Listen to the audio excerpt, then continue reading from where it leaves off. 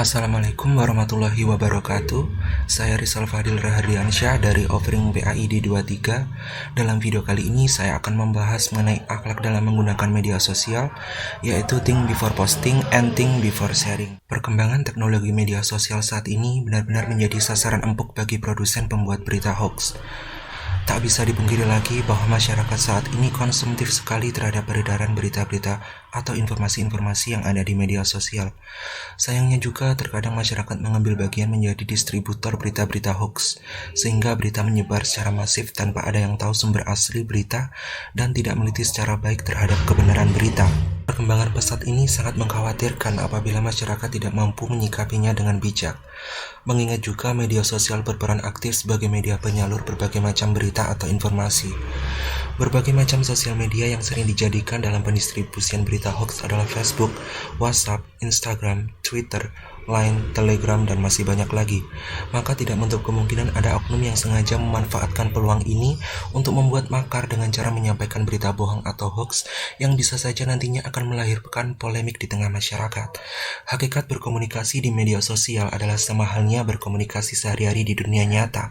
Terkait dengan itu, maka kita harus berusaha bijak menggunakannya, bijak dalam mengunggah informasi atau posting, atau membagikan informasi atau sharing. Serta hal yang paling penting adalah think before posting and think before sharing, yaitu berpikir dulu apakah ada efek yang akan ditimbulkan bila mengirim sesuatu dan berpikir sebelum menyebarkan sebuah informasi.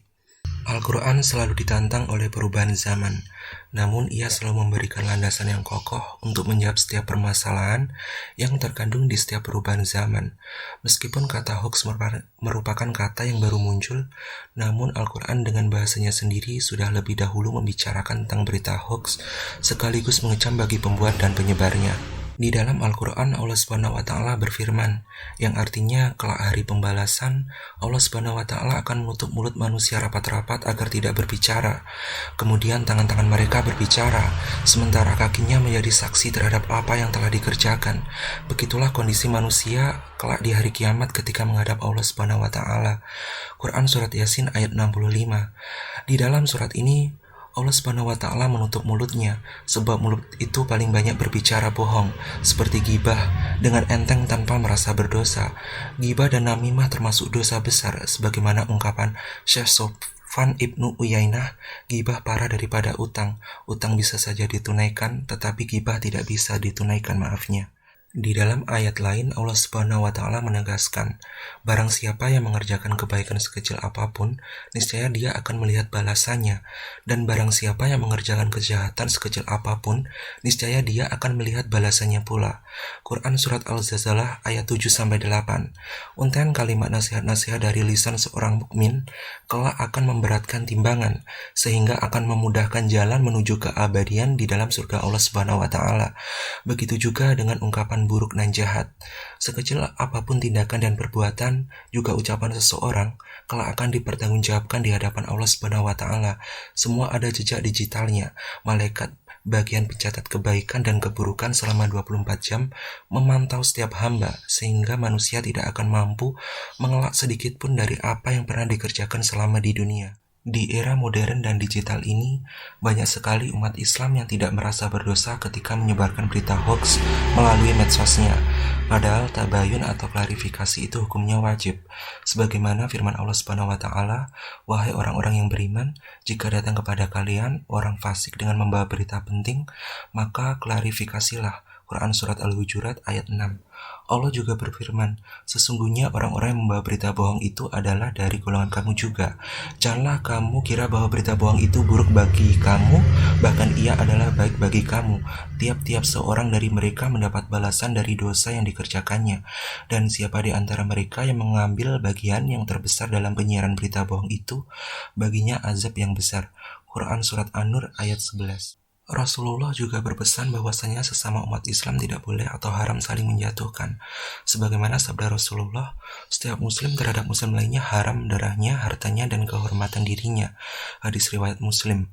Jangan pernah melecehkan kehormatan saudaranya, juga mengambil hartanya, apalagi sampai menumpahkan darahnya. Orang yang melecehkan kehormatan sesama dengan menebarkan berita bohong, fitnah baik melalui ceramah maupun medsos berarti mengharamkan dirinya masuk surga. Rasulullah SAW berkata, tidak akan masuk surga orang yang suka mengadu domba. Hadis riwayat Bukhari. Imam Nawawi Al-Bantani Al-Jawi Al-Maki di dalam kitab Nosoikul Ibad telah menjelaskan bahaya lisan karena banyak berbicara. Manusia yang paling banyak dosa pada hari kiamat adalah yang paling banyak bicara tak bermanfaat. Rasulullah SAW berkata dalam hadisnya, sebagian dari kesempurnaan Islam seseorang itu meninggalkan sesuatu yang tiada gunanya. Hadis riwayat Al-Tirmizi.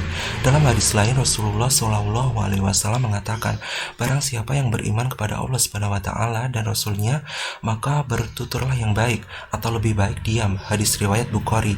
Ketika berjumpa sama muslim, hendaknya menyapa dan menebarkan salam, karena itu merupakan kebaikan yang amat agung.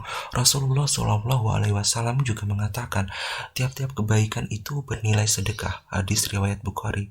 Jangan pernah mengira jika informasi yang disebarkan penuh dengan hoaks dan ujaran kebencian itu tidak berdosa.